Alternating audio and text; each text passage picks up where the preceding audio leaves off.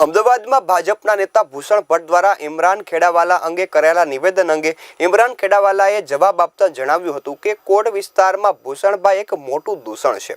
તેઓ બંધ મિલના કામદાર છે, માટે આ પ્રકારનું વર્તન કરે છે। કોટ વિસ્તારમાં ગેરકાયદેસર બાંધકામ અંગે તેઓ હપ્તા ઉઘરાવે છે, તે લોકોને હેરાન કરે છે। તેથી કોટ વિસ્તારના લોકો ભાજપના નેતા ભૂષણ ભટ્ટની થાકી ગયા છે।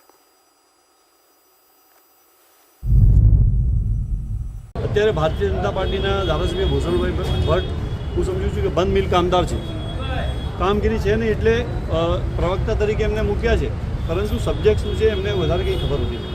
દરેક સબ્જેક્ટ પર શું બોલવું તેઓ જાણતા નથી।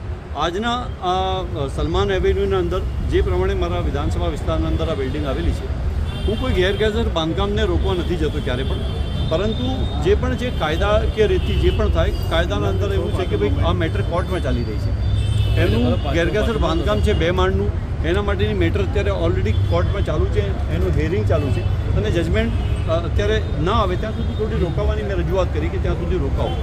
અત્યારે મને જ્યાં સુધી ખબર પડી છે ત્યાં સુધી જજમેન્ટ આવી ગયું છે કે એમને સ્ટે કદાચ મળી જાય, અને ના મળે તો જે છે કોર્પોરેશને છે એના નિયમ મુજબ એને તોડી નાખશે।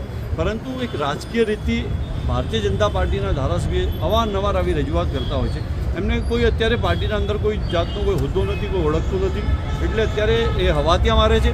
એટલે વધારે કંઈ મારે કહેવાનું ના હોય ભૂષણ ભટ્ટ માટે।